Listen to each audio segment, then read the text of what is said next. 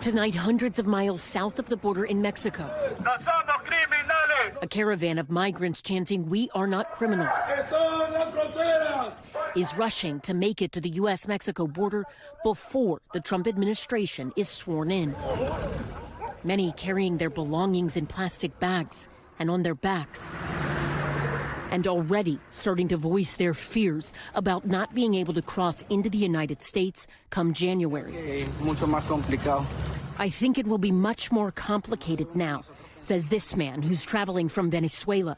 "Now we are thinking about finding a way to get through before Trump takes the presidency."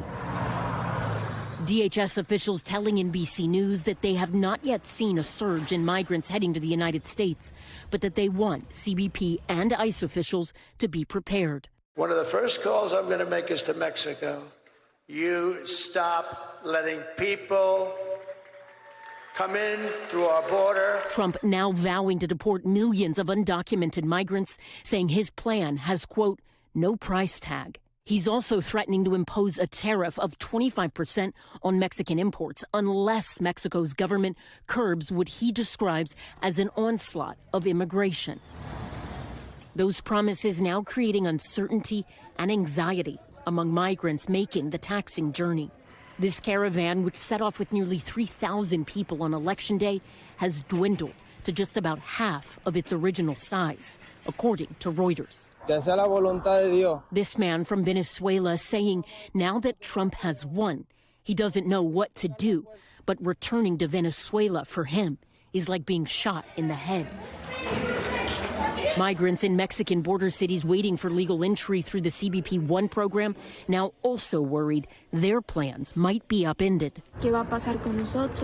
Some, like this woman, are anxious that the appointments they've waited months for under the CBP One program could be canceled. Él inició la conversación felicitándome. On Friday, Mexican President Claudia Sheinbaum saying she had a, quote, very friendly phone call with Trump in which they congratulated each other's presidential wins and said there will be time in the future to discuss the border issue.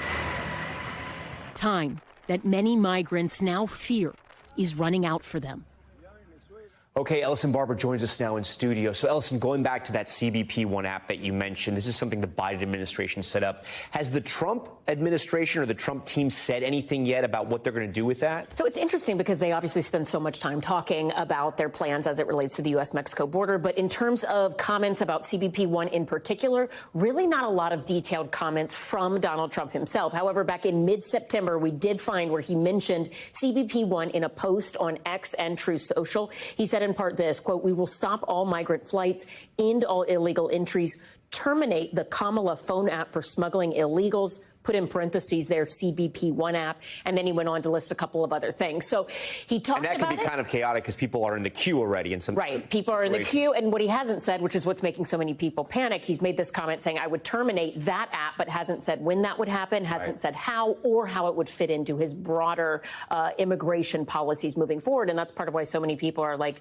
we don't know what's going to happen next, but you said you might get rid of this. Even if it was in that one post, it's leading to a lot of additional questions. And I'm sure we'll learn in January as soon as he takes office. Ellison, we thank you for this. Thanks for watching. Stay updated about breaking news and top stories on the NBC News app or follow us on social media.